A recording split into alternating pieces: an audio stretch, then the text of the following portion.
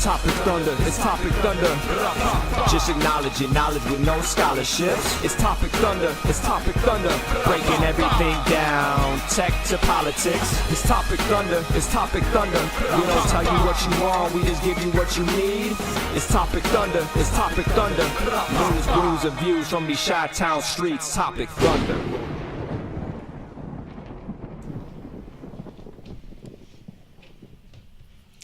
Welcome into the program. Holy smokes! Yeah, we've already got. I think actually, Chompy Mage was in here before we were. But welcome. I know, right? Right. Welcome into Topic Thunder, ladies and gentlemen. It is myself. I'm Brooks. That handsome man down there is Ben.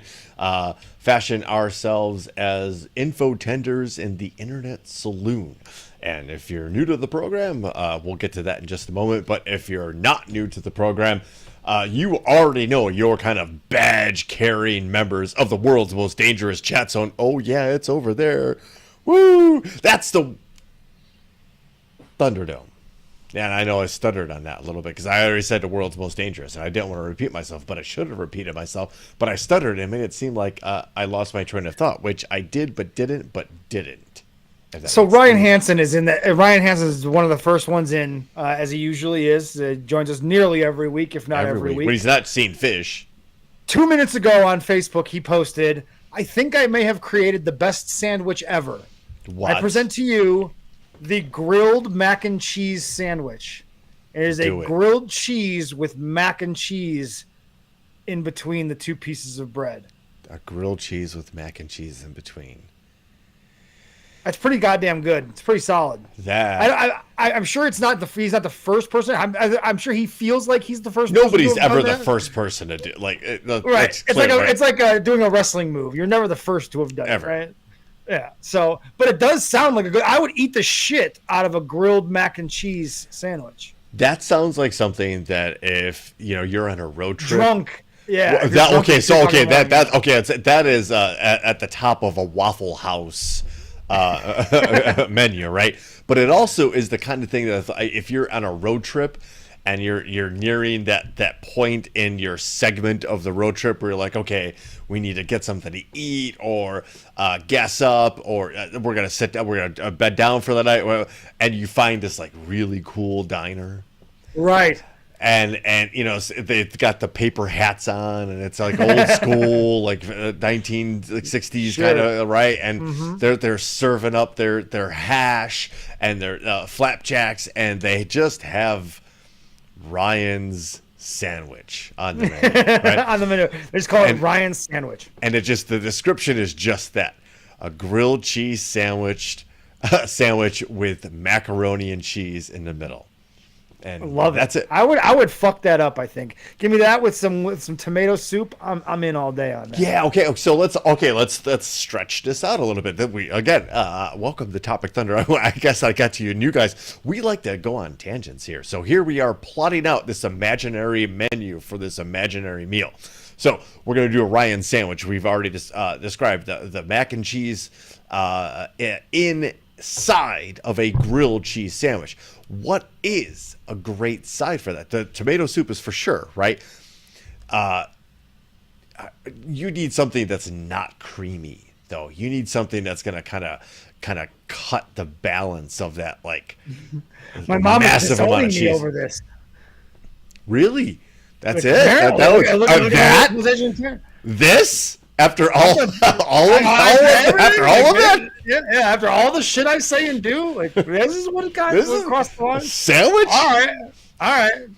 Hey, look, I'm no stranger to petty family squabbles, so I'm cool. Oh, what drink does it come with? What drink? Bloody Mary.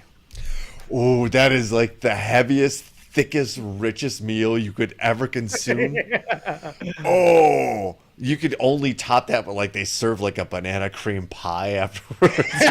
Right? Yeah, exactly.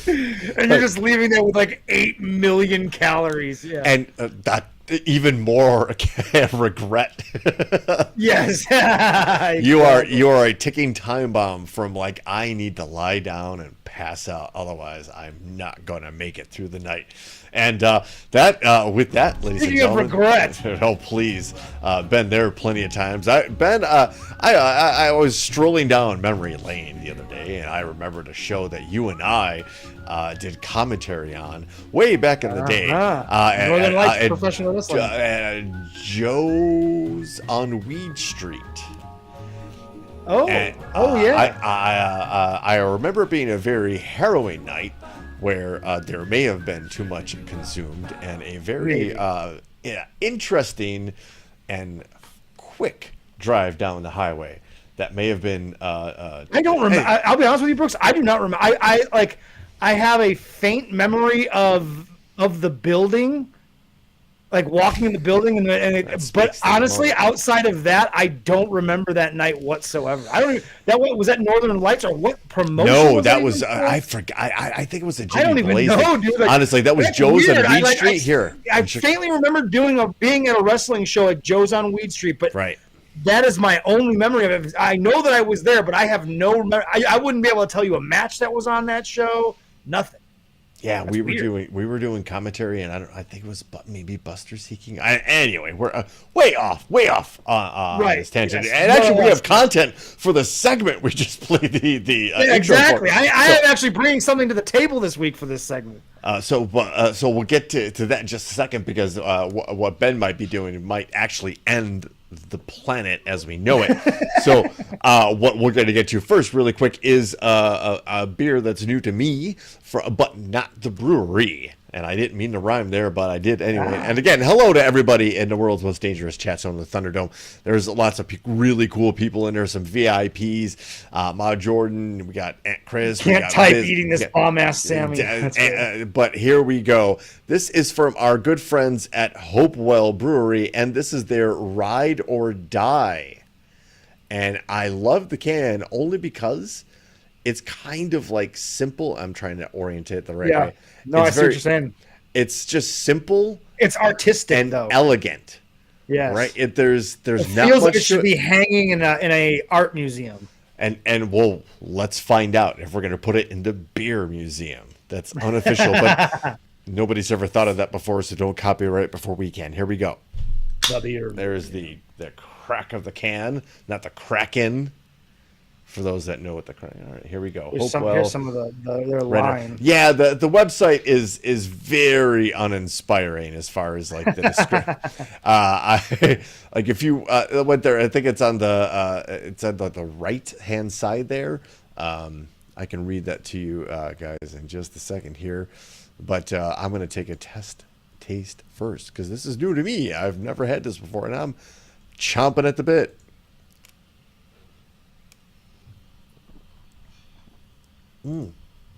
Okay.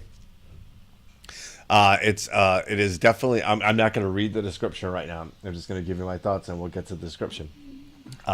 Definitely on the citrusy side. Yeah. Okay. So, I'm not saying I have the most sophisticated palate ever, but there is definitely some grapefruit involved in this, just by taste. Yep. I'm gonna take another one. Good call. Thank you. Hold on. Man, that is dry up front. Holy smokes. This is pushing my limits of that kind of thing, because it is so dry up front. Like, it finishes nice, but there truly is, like, you cannot escape that citrusy, like, oh man, that is so kind of sour on the back end. Man, I without like knowing what specific hops and man, I'm just gonna say grapefruit. Yes. So I'll read it for you. Bright neon flavors of grapefruit and pine give way to a pleasantly soft malt base and a quick slice of balancing bitterness. Reliably tasty without a fuss is how they describe that. Okay, I don't know. I'm gonna finish this beer. I'm gonna finish the 4-pack that comes with, and I'm sure this is good for something. But sure. as far as like, hey, come on over, we're gonna have a beer, or like, hey, it's a Friday evening, let's kick back and have a pizza and watch the game kind of beer. I'm gonna give this score a 2.5. Wow. Okay. Again, it is what it is, and okay, sure. I just don't know, like, grapefruit and pine. Like, maybe that's the color scheme. Like, again, like, that's my it's my particular grapefruit and palate. pine does not sound like it goes together very well. You might be right. Might be onto something there. But Ben, Right. you actually have something. I have something to bring to the table. Yeah. It's not an alcoholic drink. I will forewarn you, but it is a drink, and it is a drink. I went before the show. I needed a little bit of a pick me up. I've been up early since going to the gym early, and I needed to get a monster. So I got a coffee monster. And when I walked into the Toot and Totem, just up the street from me, Toot and Totem. That's the name of the gas station, Toot and Totem. I walk in to see a display in front of me, like right as you walk in. The display for this new drink that I saw on the internets, on the Facebooks, as the folks say, and I was like, all right, I gotta try this, and I gotta do it live on the air with my friends, so that you can get a true idea of what this is all about. And so I present to you, ladies and gentlemen, Coke Zero Oreo. So to be clear, this is Oreo flavored Coke Zero, not Diet Coke. Correct. Zero sugar, zero calorie, Coca-Cola Oreo flavor. Even more chemicals that make it taste like Oreo cookies. I am when I took a picture, I said, Brooks, I've got a submission for drinks this week. What did I say? And then I also said, I expect the worst. Yes. I fully expect the worst. And I'm doing this honestly. When I did it, when I saw it, I did it saying to myself, Billy Whack would buy this and try this. It just feels like something Billy Whack would do. And I feel like in honor of my good friend Billy Whack that I needed to do this for everyone. I'm going to take the bullet for everyone on this. I'm going to drink this so that you don't have to. Okay. And it seems to be a pretty across the board. Everyone believes that this is going to be awful. This is going to be awful. Like, dear God, no. Okay. So. Besties forever, it says. For some reason, I don't believe that they are. Chompy Mage, there will be no washing Smells like of Coke. the mouth. Okay. All right, here we go. All right, ladies and gentlemen, we wish Ben well on his journey to the other side. Here. So, what's that like? Because Coke already has a bitter, is the bitter of the... Yeah, okay. Right? Okay. The Oreo, you don't get the Oreo right away. The Oreo is very much an after flavor. It's hint of Oreo. This is Coke Zero with a hint of Oreo. It's not terrible. It is not something that... It is not gross. Okay. It is not great. Okay. It is Coke Zero with a hint of Oreo on the back end. That's really all this is. Let's scenario this. Let's kind of role play. Well, you can start. Okay, that one I could taste the cream in the Oreo. Hello. Yeah, the creamy part of the Oreo. There's stages of this. Like it tastes like there's almost like a film that is left inside your mouth that tastes like Oreo. You're not making this sound any better, by the way. I'm not saying. Yeah, I don't know that I would drink another one of these. Okay, so let's role play. Let's role play. You mentioned Billy Whack. Mm-hmm. One of Billy Whack's favorite meals, and throwback and talking about something that has long gone away. We're talking about Long John Silver's. So you're going to walk into a Long John Silver's.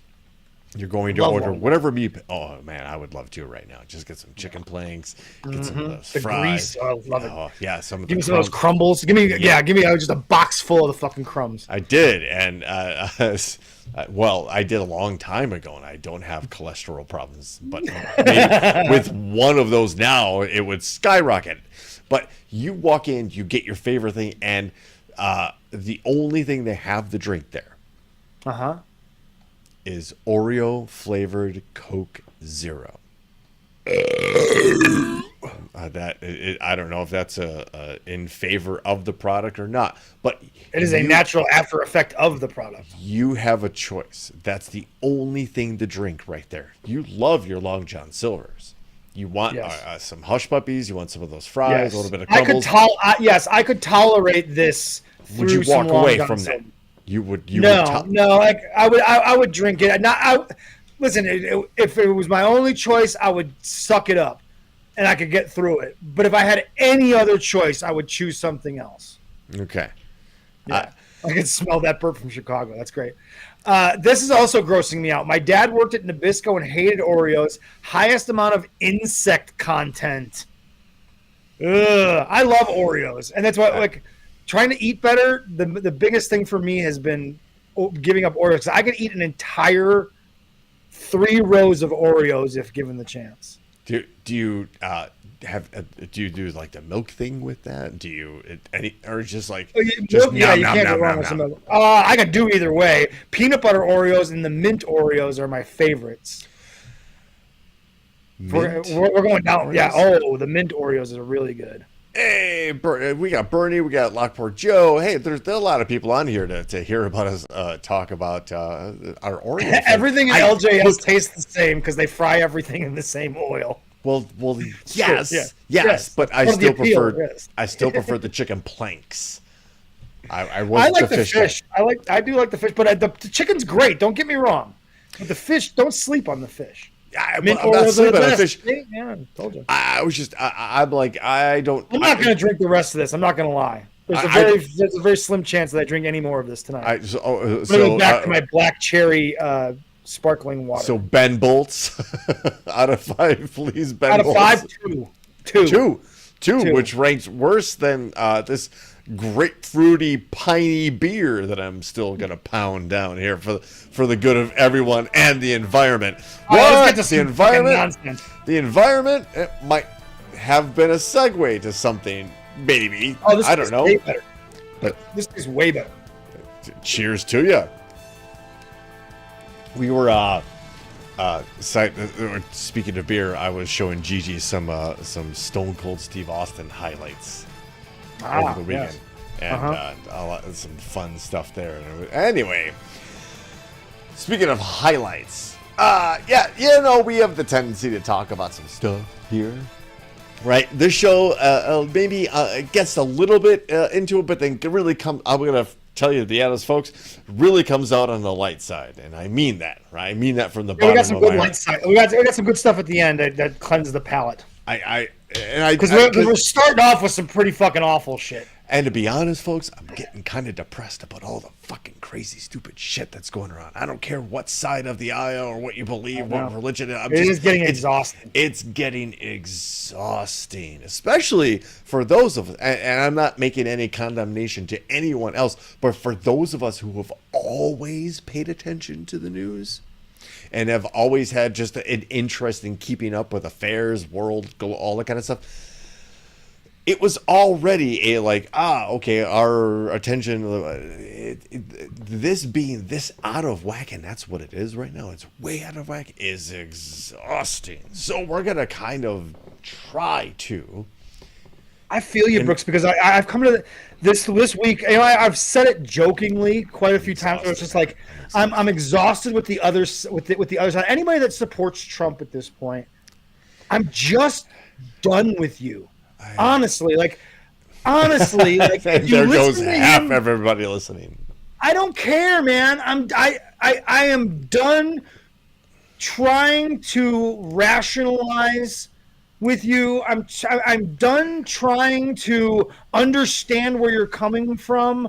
I'm done even having any semblance of trying to meet you in the middle somewhere.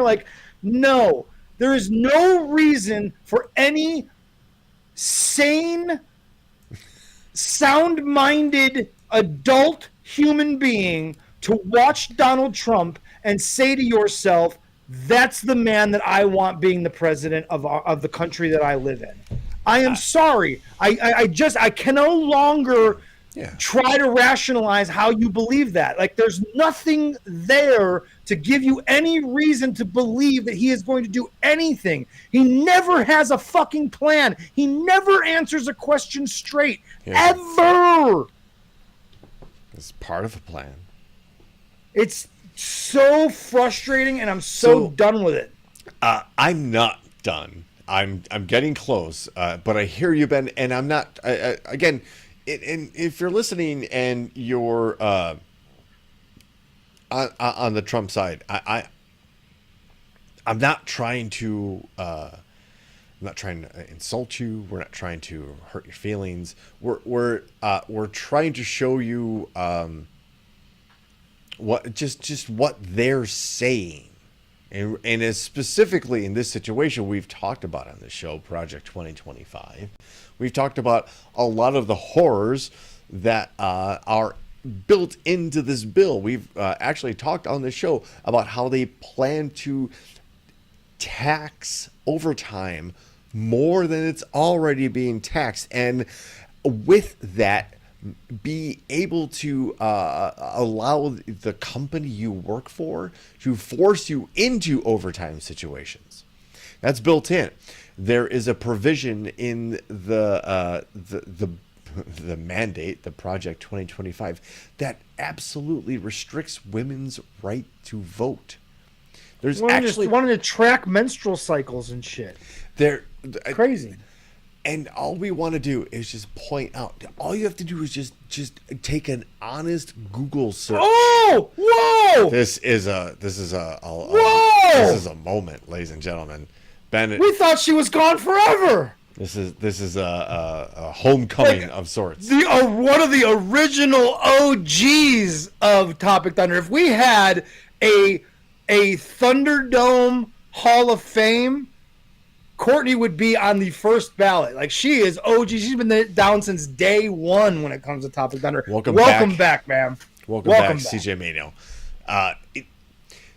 We're not trying to insult anyone's intelligence. We're just asking you to listen to what they're telling you they're going to do. Yes. Literally what they're telling you, and pay attention to who these people are. Because here's a story just from, I believe, today? Tuesday. It was from yesterday? Yesterday. From The Guardian, and a trusted source, a friend of the show. This guy looks like someone that wants to restrict women's rights. If you were going to draw a person that you would expect to be the leader of Project 2025, wouldn't it look something like this guy? Here's the thing, right? Here's my problem. We've all had this. By the way, we're looking at the man. His name is Kevin Roberts. He is the quote unquote mastermind behind Project 2025. Have you ever had that boss who's such an irritating asshole that he's made your life miserable, that you wanted to absolutely leave whatever profession you were in? Because that's the vibe I get from this guy. They're already bringing up, both separately, people are bringing up comic book villains as the way to describe him. Okay. So, and I say that, which... Full disclosure, I have a Hydra shot glass, and I often take a shot and mimic Red Skull with a toast, but that's neither here nor there. Hail Hydra. The man behind the Project 2025, the right-wing policy manifesto that includes a call for sharp increase in immigrant deportations if Donald Trump is elected, told university colleagues about 2 decades ago that he had killed a neighborhood dog with a shovel because it was barking and disturbing his family. This is according to former colleagues who spoke with The Guardian. Again, The Guardian is a trusted news source. It is an independent news source, and as far as I can tell, doesn't have connections to like the big media. If anybody can prove me wrong, or that's not a challenge, but just send me the data and we'll look it up and we'll refute everything. But Kevin Roberts is now president of the Heritage Foundation, the authors of Project 2025. and is alleged to have told colleagues and dinner guests. He told dinner guests. Say, he's like he was bragging. Yeah, like, weird. Just, Ben, are you enjoying the soup?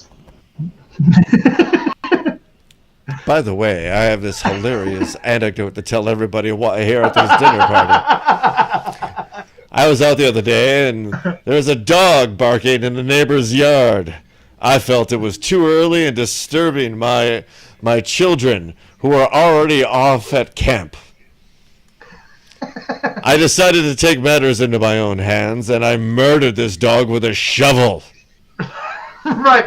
Like, imagine what it would take to kill a dog with a shovel. How brutal an act he is describing. I almost don't believe him, right? Like, I feel like it's probably one of those stories. Maybe he did, but it's also, I could see him bragging about something like this, not realizing that it makes him look like a complete fucking asshole. You know what I mean? Like, right. This sounds like he looks like a guy who makes up stories like that. By the way, you went back to sounding like you're in a can, but you're absolutely right, because this is a quote from Kenneth. A name. He gave his name, Kenneth Hammond, who is the chair of the university's history department at the time. This is a quote from the former chair of the university's history department. He gave his name. My recollection. By the way, better or worse?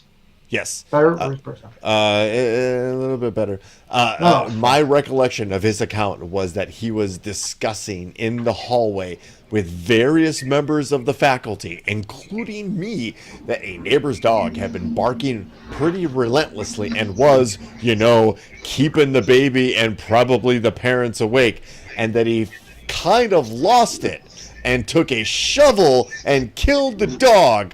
End of problem. End quote. Jesus.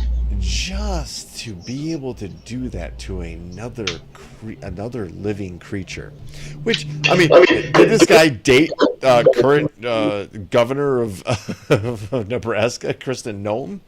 Because what is it with this particular brand of people that feel it's okay that, like, oh, well, you're just a pet. Oh, you're not a good dog. I'm just going to shoot you out back.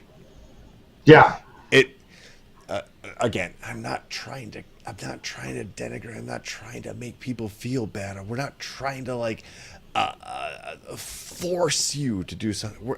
All we can do here is just show you this, and it's as far as we know. And again, this is not the only source. We can certainly Google it live time right now, and there will be multiple stories. This just kind of fits nice on the screen. And The Guardian is one of our favorite sources because so far, they rarely lead us astray. Yeah. Pretty good. Yeah. What is with these people?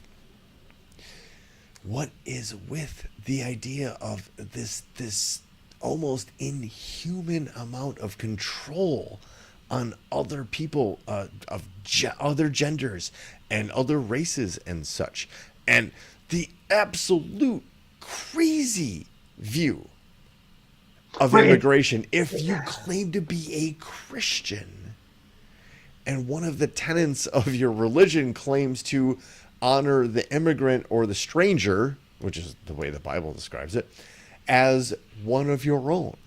Well, because they're not real Christians, and that's what it really comes down to, is that they don't want to admit that, but they hide. So many people hide behind the cloak of they hide their bigotry and their prejudices, and they hide behind this cloak of religion that they try to keep as a shield almost from any criticism. Well, that's just my beliefs. That's my religious beliefs, and it's like, where in the book does it say any of that? And then they reference something from like the Old Testament, and then you're like, okay, well, if we're going to reference stuff from the Old Testament, let's talk about things that are in the Old Testament that you conveniently ignore. Like it's just so disingenuous and so transparent that if you are a person that has bigoted views about other people, xenophobic, bigoted, prejudicial views about people and the way that they live their lives, you in fact are not following the word of Jesus Christ in any way, shape, or form. And you and I both agree we're not followers at all, but we've done enough to know what the message that Jesus Christ was trying to spread. And it wasn't what we're seeing today among the evangelical Christians in the United States. So one of the few things that Donald Trump and I agree with, he literally said in front of a group of hardcore right-wing Christians, "I'm not a Christian." And he went on to ramble. "I'm not a Christian. It's a cool story, bro, but I have questions." Especially when you have and allow people like Kevin Roberts to rise to prominence, knowing he has close ties. The story goes on in The Guardian. I highly encourage everybody. We should put out our links more often, but I'm lazy. Right. Right. We could barely get here every Wednesday at 7. It's not a struggle at all. And once the show starts, we're good. But getting to this point, it's like working out. Yes. Anyway, this gentleman has close ties to Opus Dei, which, if you're not familiar with that organization, we don't have time to kind of cover that. That's a whole show, because that is a if you believe in conspiracy theories, well, there is a proven one right there. You can chase the story of the Illuminati all you want. Opus Dei is right there telling you who and what they are. They're naming names and telling you people. So, Morris Dei's cousin.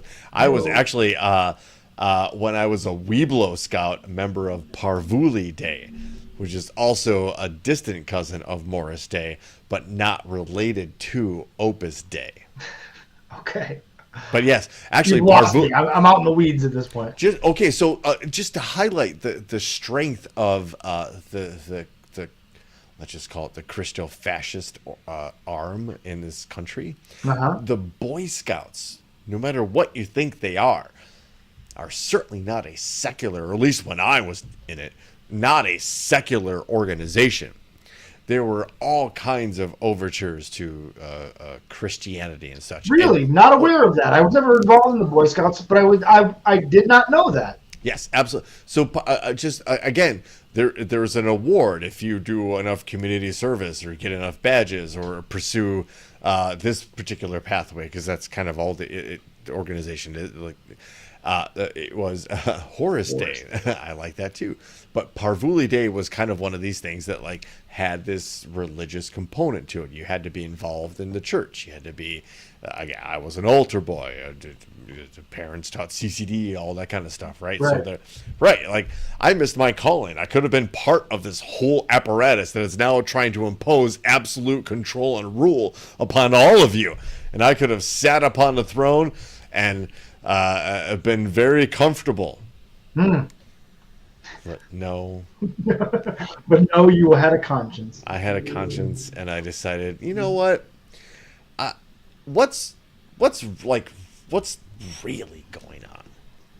And again, as somebody who's always paid attention to the news and always had these curiosities and read the newspaper way back in the day, I've also watched a lot of C-SPAN in my day.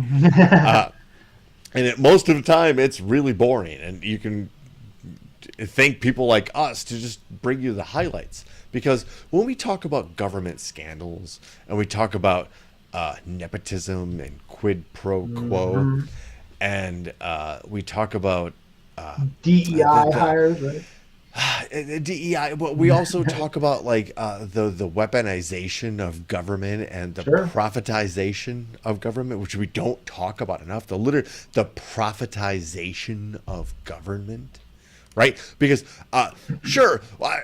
people were hateful to Barack Obama before he even was elected president, before he even stepped into office, because he had written a book and made millions of dollars in rights to write a book, right? Oh, he's a billionaire. Right, they do that with Bernie Sanders too. There's no shortage of examples that we can point to that. when we have absolute proof that somebody, again, I'm not trying to shout at anyone that believes or votes for Trump, but all I'm doing is trying to show you like everything you think the other side is doing. There's evidence that your people are doing, and that's why it's so frustrating with these people, dude. Is that like how many times can you show them these examples? This is entered into the congressional record here, right? And this is honest. This is provable. This is journalistic integrity and evidence based. Go for it. Well, this is from the X account of Representative Congressman Robert Garcia from California. He's from the Long Beach mayor. On the floor of Congress, discussing how Jared Kushner got $2 billion. That's a B, $2 billion. The moment Trump left office, and that was to set up a investment firm. That's the same Saudi Arabia that bought, I think it was billions of dollars worth of military weapons from the Trump administration, right? And more to come. But here we are on the floor of Congress. In the past 18 months, Republicans have gathered 3.8 million documents and 80 hours of witness testimonies on a baseless inquiry against President Joe Biden. But now that Joe Biden is not running for president, they've ended their political impeachment stunt. Now, the investigation that we should be focusing on is Jared Kushner and his $2 billion from the Saudis just months after leaving the Trump White House. Now, new reporting today from the New York Times has noted that Jared Kushner collected $112 million in fees, but hasn't made a single dime for the Saudis through this fund. Now, we don't know if the Saudis expected profits or if they just wanted to reward Jared for his service. What? This $2 billion payment for this investment fund represents the reward of sitting next to former President Trump and pushing for pro-Saudi policies. During his time in the White House, Mr. Kushner consistently ignored the recommendations of top foreign policy experts at the State Department and even ignored the warnings of Trump's own Secretary of State. These conflicts of interest and the national security threats are obvious, but House Republicans are not interested in uncovering the truth about Kushner's actions or the suspicious actions of the Saudi government and other foreign governments. While the Senate is beginning to finally move on this investigation, the House has done nothing. Mr. Speaker, we can no longer wait to hold the Kushners accountable for their shady dealings. Our democracy is not for sale, and we need to ask ourselves the question: why did Jared Kushner receive $2 billion for an investment fund just months after leaving the White House? The American people deserve answers, and we should never stop until we get them. That seems so fucking obvious that should be investigated and they should be held accountable. But then you'll have assholes like Tulsi Gabbard that'll be out there on television saying that they're weaponizing the government and the Department of Justice and this, that, and another. They're weaponizing to hold them accountable for their actions. Like, it should be a no-brainer that we're investigating that. Like, that are you telling me obvious that there is something very wrong about what happened there, and for Republicans to, again, like he said at the start of that, to spend all the time that they did calling hearings for this, that, and the other. Hunter Biden this, Hunter Biden, Burisma, Hunter Biden, blah, blah, blah, blah, blah, blah. All of that. And there was never a shred of evidence of that. Here we have something staring us in the face that is obvious to anyone. If you walked up to someone at the mall, if you go to the local mall and you say, okay, I'm going to present you a scenario here. It may or may not be true, but I'm going to present you a scenario. And in this scenario, you're the son-in-law of the President of the United States. And you, while your father-in-law was the president of the United States, were put in charge of going to Saudi Arabia and working out a deal with the Saudi government for weapons. It wasn't only that; it was also the agreement known as the Abraham Accords that Right. he was basically in charge of, which is a loose business, nothing more than a loose business agreement between Saudi Arabia and Israel, the government of Israel. So you're the son-in-law of the president, and you're tasked with this. And you spend a lot of time with Saudi government officials negotiating this deal. And then just mere months, weeks really, 6 weeks or so after you have let your father-in-law leaves the office of president, Unwillingly. your company, your investment company, is bequeathed No, $2 billion. You start an investment company with an immediate $2 billion $2 from the Saudi government, which then you take 115 million of that for fees for yourself, in but 2 never years. never invest a dollar of the rest of it. 2 years, your investment company, which has been gifted to Bill, In one of the greatest markets we've seen ever. hasn't turned a profit. It seems almost impossible from when you got the However, money to now. You, I assume the CEO, president, all that kind of stuff, has pocketed 115 mil in fees. If you presented that without the context of who was involved and the names of the people involved, or do one better, go to the mall and tell people that the people involved have the last name Biden, and see how many people believe that story and would want them held accountable, versus if they were told the same story and told that it was a Trump family member that was doing the same thing. That's the hypocrisy that we're dealing with these people. They recognize the hypocrisy and just don't care. They don't care that they're being hypocrites. They want to own the libs. And they are, Ben, because they're talking about egg prices now. Yes, that's the new thing. They're talking about the price of Maybe eggs. Vance holding up 2 dozen eggs and complaining that it's the price of 2 dozen eggs. But here's another story from The Guardian, and it's on par with what's happening and what really causes inflation. Mm-hmm. Republican Senate candidate's family egg company caught in price fixing plot. That's not a lightning round headline.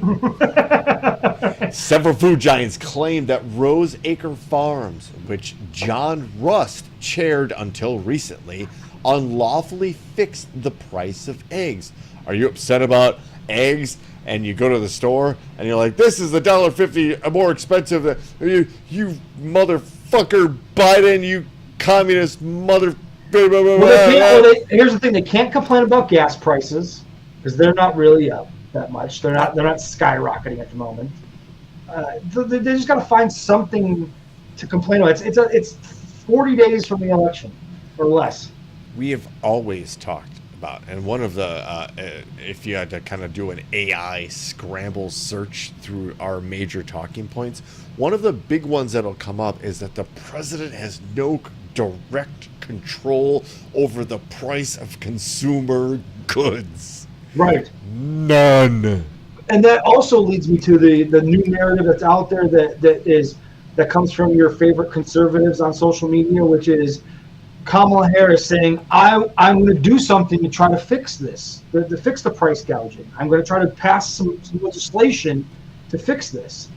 And their comment is, well, why don't you do something about it now?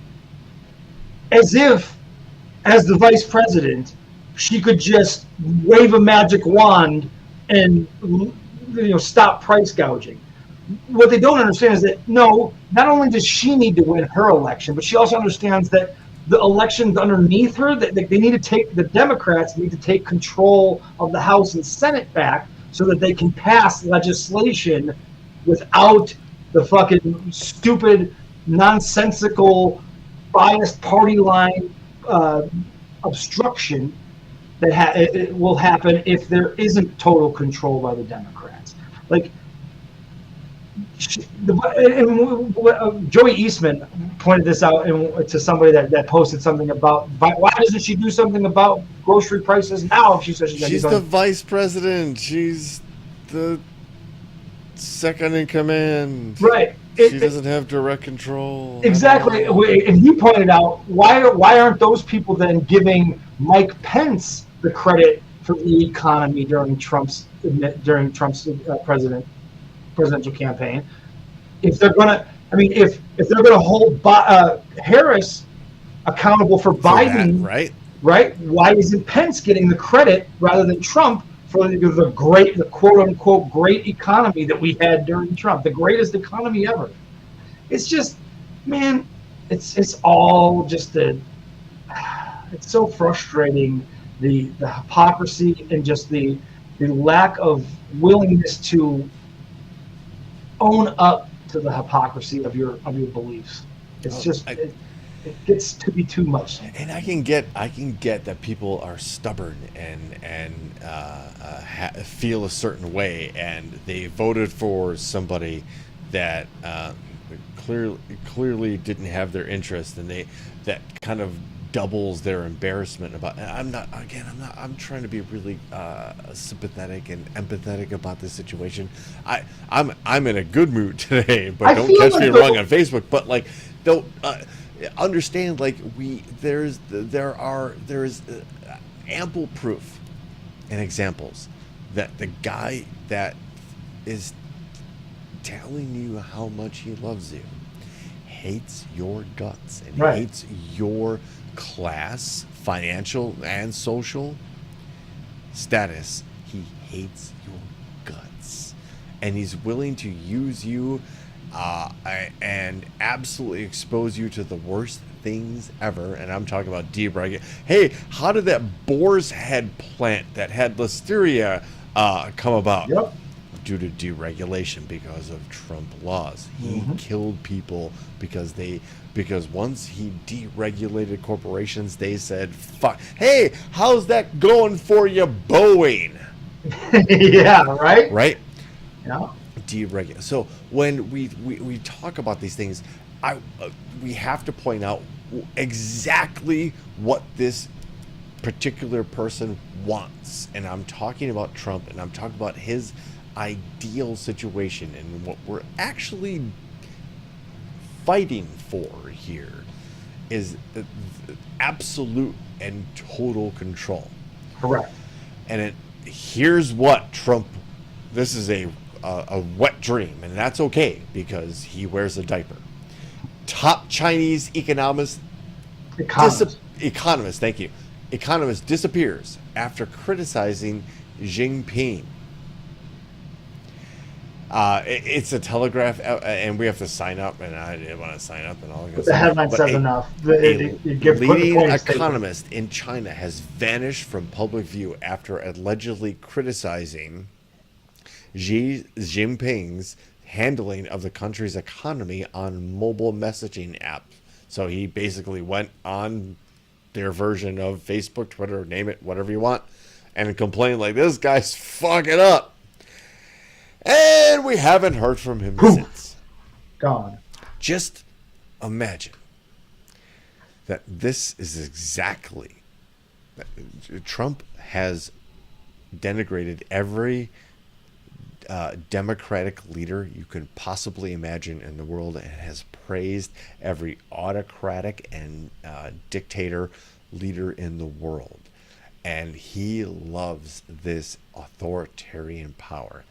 And just imagine. It's because that's how he runs his businesses, with an authoritarian power. Yeah. We criticize him, Ben. We talk about the things that we feel are rotten about this country. We try to expose these kind of demons here. We openly talk about these things on the internet, Ben. And there is a certain concern that if Trump is elected, given the power of AI, given the sweeping authority he seeks, and we talked about all of the people that he plans to fire and replace, including military people with Trump loyalists. Yep. There is a chance, Ben. There's a chance. There's still a chance that this happens. That you and I could end up with serial numbers on our arms, which he's already talked about putting on immigrants. And if you're at all familiar with World War II, you absolutely know what he's talking about. Putting serial numbers on people? Right. As he's going to go door to door he's going to have law enforcement go door to door looking for immigrants, even if illegal or not. Remember, keep that in mind. Regardless of citizenship status, re-immigration, the idea of re-immigration is regardless of your current citizenship status, you got to go. And I hope you're right, Aunt Chris, that Europe has a contingency plan. Here's the thing. I do want to say that there is still a slight chance that this happens. I agree. There's a slight chance. I do feel like I would be pretty stunned if on election night you and I are talking about the fact that Trump wins. I don't feel that. I don't see it happening. I just don't. We won't because the election won't be decided, and probably it's not. been You're right. engineered for this particular situation. The way they've recently altered the way votes and especially runoff in Georgia, yeah. and they're what's going on in Nebraska. The way I think they're trying to do away with their electoral college, so to speak. Just to get those extra votes on a national. Yeah, I think there's still some machinations that we have to overcome. We won't know on election night. My thing is this: I feel pretty good that Harris is going to win, and this is conceivable. I just don't see that Trump is going to be maybe even alive in 4 years, but certainly isn't another 4 years, I should say. But certainly isn't going to be running for president at age 84, right? No. So on the other, once Donald J. Trump is no longer the figurehead of this movement, how much life does the movement have at that point? Ben, it's the Fourth Reich, and it's the remnants of the Third Reich that has been alive for almost 90 years and merged with the KKK and merged with the international mafia, and has become more a corporate conglomerate than it is individual pockets of like, oh, there are just a bunch of these fascist guys. No, it's all been put into this blender, which is JD Vance can't carry. They don't have. Donald Trump is a figurehead that has a connection with these people that no one else really has. And when he is no longer the figurehead, do these people that are so entranced by him, do they get entranced by J.D. Vance the same way? They've obviously already given up on Ron DeSantis. Ron DeSantis is an afterthought. He'll be lucky to be governor of Florida the next time the election happens. Just listen to what Trump said in, I believe it was August, when he said, I just need your vote, and we're gonna. You'll never have to vote again. He literally said, "We're gonna rig it so you never have to vote again."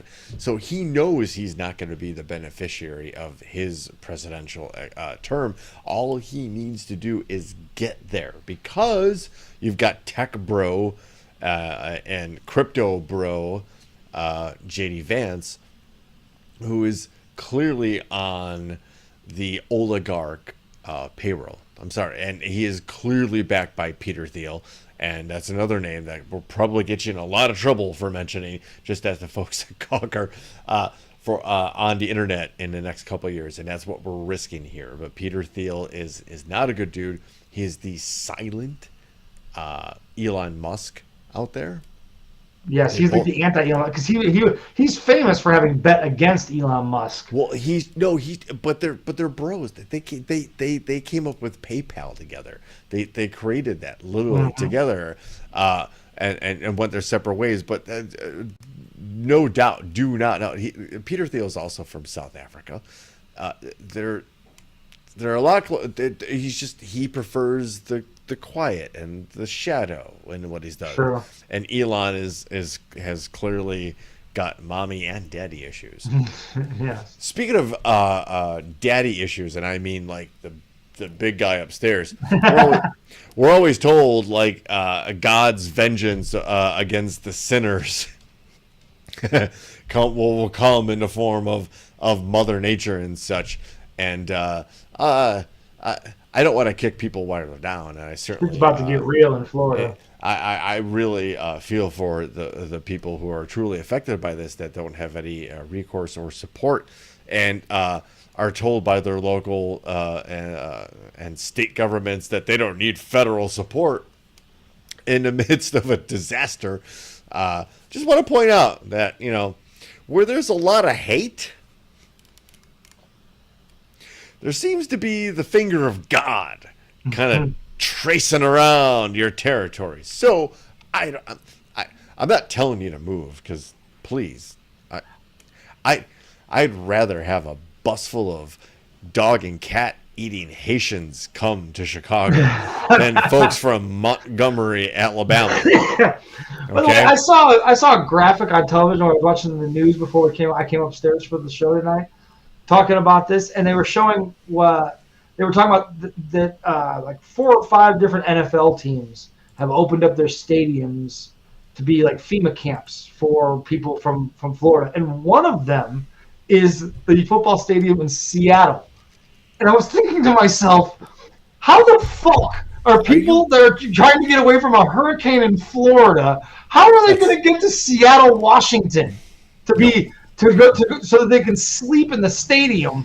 I appreciate the gesture. I appreciate the gesture, Seahawks organization, but I don't think you're going to have a whole lot of people taking you up on that one. We really need to hire that PR person to represent the Topic Thunder. Like, come on. You sir are brilliant. You literally can't get farther from Florida than Seattle, Washington. What are we going to do, walk?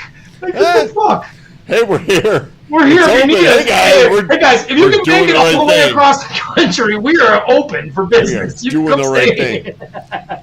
And speaking of Mother Nature, we're always trying to keep our eye out for the what's as above, so below, as they say. Yeah. Earth is getting a second moon, Ben. Oh, good. What? I'm sure that doesn't mean anything bad. It's for a limited time, and it's beginning at the end of September. It's like a McDonald's menu item. Moon. An asteroid will come close enough to Earth to temporarily enter its orbit at the end of the month. A phenomenon dubbed as mini moon, according to astronomers. Which again, the astronomers need to hire the PR people from the Seahawks to help them with the naming of that, because you can do a lot better just mini moon. Right, and that feels very lazy. Lame. Starting from September 29th, the asteroid, which was discovered by NASA. Remember that organization? Oh, yeah, those guys. Yeah. The people that we might want to throw a lot of money at. Yeah, maybe. They discovered it on August 7th, Ben. Oh. And it's from the Arjuna asteroid. I've never heard of the Arjuna asteroid belt. I'm not sure what. I don't know, and I don't even know that you're saying that right, because that feels like the J in that sense. Arjuna. It could be Arjuna. Right. You never know if it's. And I'm just talking American. I'm saying Arjuna. Yeah, Arjuna. The Arjuna asteroid belt will be orbiting Earth for about 2.5 months, and so basically Thanksgiving. Talk about a turkey. That made no sense. It was a terrible thing to say. And if we could excise that from the show, we would. What is a mini moon, and how does this work? This is a quote. It doesn't say who the quote's from. Keep scrolling. It just says according to Frank. Yeah, he said. Frank, astrophysics professor Adam Frank. That's an unfortunate name. You can't have a more boring name than Adam Yes, hi, I'm Frank. Adam Frank, and he's also an astrophysics professor, which He makes just happens- he is probably the most boring person you have ever met in your life. But one of the smartest. And, Correct, but extremely boring. Adam Frank says, what we're having here, what we're having here is an asteroid, which is I love the idea that he says it with like a southern, drawn out. Like, a southern plantation owners no, he doesn't. vibe. What we're having here is an asteroid, which is basically a flying mountain in space that usually orbits close to Earth or orbits in the same distance from the sun as the Earth, and it's getting captured by the Earth's gravity. And they'll be part of the Earth-Moon system. I'm already falling asleep. It'll Listen to orbit this the Earth for maybe 2 months, and then they'll get flung back out. And now it just got really like... Sir, can you be more boring? Right? So we can get a little teeny tiny little moon for about 2 months. We're going to get a little teeny tiny moon for about 2 months. Oh, great. Can we please pay attention to what's going on outside? Can we just get our shit together on this planet so we really pay attention to what's the bigger problem? Probably not. No. So we'll just laugh at our enemies at this point because, here we come again with, we recently had a UN summit here in the U.S. and Volodymyr Zelensky, president of Ukraine, again pleaded for long-range weapons. And we've talked extensively about how Ukraine has been very creative with the use of technology and drones, especially to attack now, especially deeper into Russia. So, as they do, and have done for 30, 40, 50 years, Russia is threatening, nuclear retaliation. You do this, we're going to launch nukes. Then that thing happens, and they're like, well, if you do that again, we're going to launch the real nukes. This time we're serious. Last week, Russia threatened again to test their latest high-tech, undetectable supersonic nuclear missile, the Sarmat is what they call it. And because, Russia's gonna Russia, this thing literally exploded on the launch pad and provided a ginormous scene from space. Whoa. Crater. Deity bless, whatever you believe in, the people that lost their lives at this one, because it was certainly something that could have been prevented. But, again, like we like to say here, Russia's gonna Russia. Jumping back to the whole planetary thing, Ben, just to let you know, really quick, it's been really dry here in the Midwest lately. Oh, really? It has been. We have been in moderate drought status. Really? Until just the last week. No rain or nothing, huh? Now we've had 2 days in the last week where we had some pretty decent rain. So everything's cool here in Chicago. Interesting. But Ben, if I told you that an influx of heavy rainfall in the Sahara Desert was turning said Sahara Desert green, That would be weird. would it? Or would it just be part of that natural cycle of the Earth? And again, we don't have total control over this planet. We don't completely understand everything that happens on this planet, either geologically or astronomically or atmospherically. We don't face it. An extratropical cyclone. But to see a storm or a convergence of storms that immediately turned what we had considered one of the most arid, driest and inhospitable to life places on this planet, we should either count our lucky stars that we saw something so magnificent, powerful, and literally planet changing, or maybe think, should we be worried about this and paying attention to this? Is there something that we might be doing that can contribute to such a rapid change of something we've known for the last 8,000 years? Mm-hmm. I don't know. I mean, my hands doesn't make it. At one point, the Sahara wasn't a desert.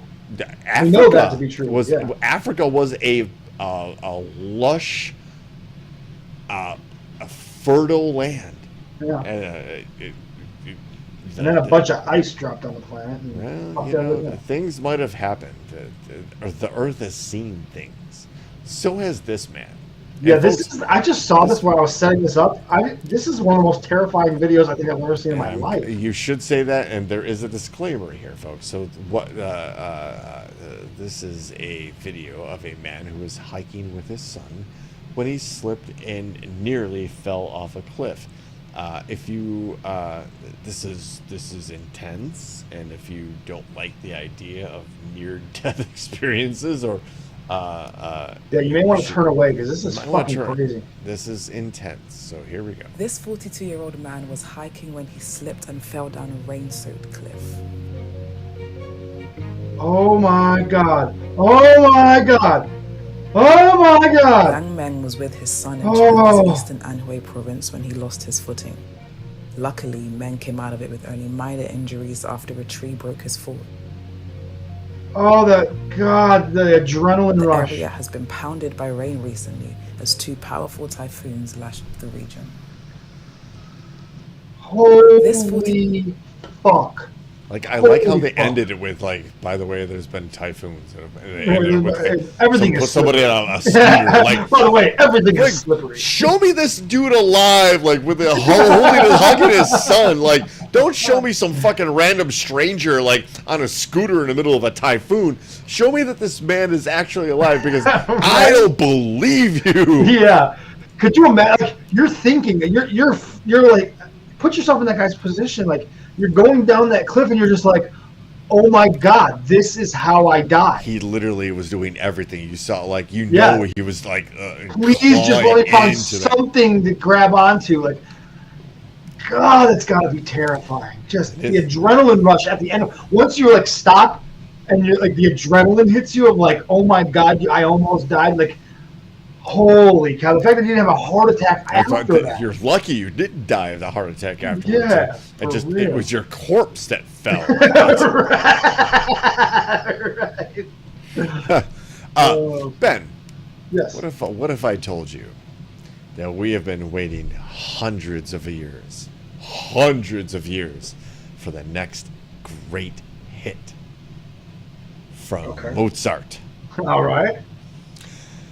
An unknown work by Mozart has been found in Germany. A previously unreleased piece of music by Wolfgang Amadeus Mozart has been found in Leipzig City Music Library. It consists of 7 miniature movements for string trio lasting about 12 minutes. It's like a Tool song. The work dates from the mid to late 1760s, which means it was written while he was still in his teens. How does it go undiscovered until now in some random library? That's crazy. Name the band, Chompy Mage, and it shall be done. Yeah. We're getting to the thick of it, and also getting to the point where we were promising we'd make things right. It happens after this next one, which was sent to us by Tipton Moscow, who always likes to elucidate us to. He puts us in check. You guys didn't vote for this story last week in the lightning round, and it got me. But then I found this video, and so I tipped in Moscow on the video. Oh, wait, what did you just say? Oops. No. But nevertheless, this is hilarious. We've seen this guy before. I played this guy before. We have. And this also comes off 2 weeks ago. We hosted the Age of Otters beer from Three Floyds Brewery. So this just kind of plays upon a theme. But we get to learn something about otters that I don't think a lot of people knew about. You're like, don't fuck with them? Right. Of vicious otters attacked an innocent jogger and left her hospitalized. The 8 hungry beasts charged through a recreation park looking for... How you nearly get packed up by a group of otters. I seen a lot of comments saying that, making fun of the woman, and you know me, I'm not going to miss a chance to spread the gospel on this malicious, mame-happy tube warrior with teeth. Y'all know about the honey badger, an aggressive bull-cut bully weasel, a certified felony ferret with an alleged affinity for ball biting, a homicidal mobile Oreo that fades venomous snakes as a side hustle. Call it an erectile dysfunction the way they could put a snake out of order. There was one honey badger who nearly got senses subtracted by a group of lions, spent weeks in an animal ER just to get released and immediately try to run it back fresh out. We been knew this bush weasel was a literal manifestation of a walking middle finger, but imagine if they were a little more intelligent, ran in packs, and could run fades on land or water. Well, I just described why you otter put respect on this furry halo effect of salt sausage. Otters are in the same family as wolverines and honey badgers. They're just social and considered more intelligent. And believe me, a river otter on its own is already a cell block D menace. I couldn't even tell you what crime's getting committed here. And they're a whole lot less cute when you've seen them massacre a monkey at a zoo. That is a Jujutsu Kaisen level jumping with a waterboarding for dessert. Then you got the fact that otters in the Amazon can grow to 6 feet long, and I'm an honest 5'11". And you can kind of see how a hydrodynamic hood-affiliated honey badger can attitude adjust a jaguar. Look at that, all gas, just in reverse, dead ass like a donkey in a hearse. So before you go making fun of this woman, understand that gang violence is not a laughing matter, especially when it's otter mafia. Again. Otter mafia. Otter mafia. Yeah, otters are not to be fucked with, y'all. They look cute. You're like, oh, look at them. They're swimming and they're clapping their hands and they're mildly swimming on their backs. No. They will fuck you up in packs. Yeah. Not nearly as cute as this next video. Ben, it might be Ottermania, but it's also if you're not alive or not awake and haven't been paying attention to the internet like at all, it's also Moo-Dang Mania. Yes, ladies and gentlemen, we have yet one more super cute baby hippopotamus that is sweeping the globe. And it is named Moo-Dang. Oh my god, look at that thing. If it didn't get any bigger, I swear one would be in my bathtub right now. I mean, if it couldn't run 40 miles an hour and right. chop you in half with its If it wasn't a murderous ill-tempered. If it wasn't a murderous fucking sea cow. But look at the mom in the background. What are you doing? What are you doing with my fucking kid? Let me make sure you're doing all right over there. Whoever this person is filming and or touching Moo-Dang, you are putting your life on the line by touching that thing's offspring. It looks like an alien. It's so moist. People won't like that It word. does look moist, yes. But they're moist. Yeah, that mama hippo was like, I got my eye on you, motherfucker. But Ben, not to be outdone, Yes. is the latest king penguin chick born in Australia. Okay. It's a huge king penguin, and its name is Pesto. And right now, he weighs as much as both his parents combined. He's a chick? That's a chick? That is a no, Ben. That is a unit. But yes, that is a baby penguin.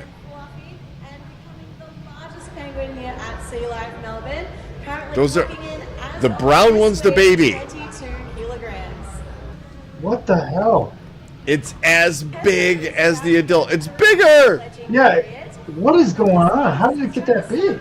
It's going to be the king of penguins, Ben, and that'll be the next show on HBO. Yes, the king of penguins.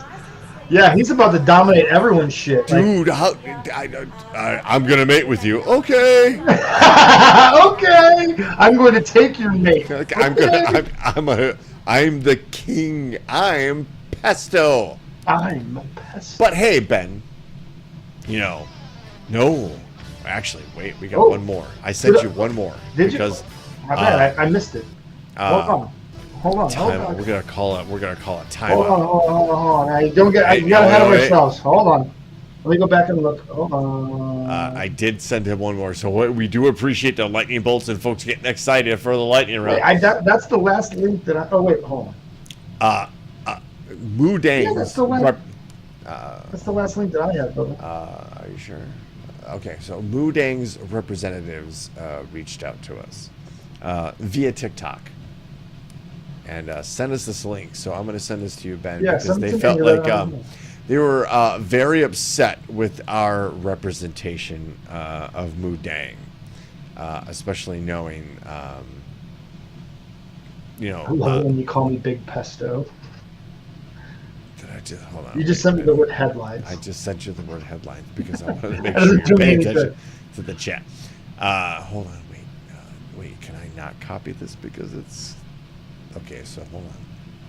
Hey, do you like a live production meeting on the show? This is not going on. There it is. Hey, all right. Hold So on. again, Moo Dang's representatives reached out to us and said, you know what? We're not cute all the time, and we could be badass too. So fuck your King Penguin unit. Look at me. All right, hold on. So this is directly from Moo Dang's people.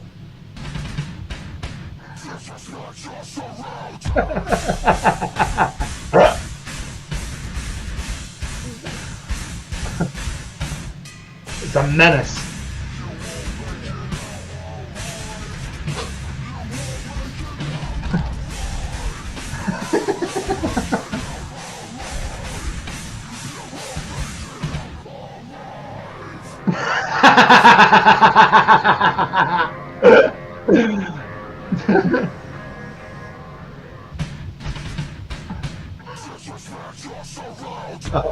And now I literally watched this like 2 hours ago, and Gigi showed us, and I've been running around. Disrespect your surroundings.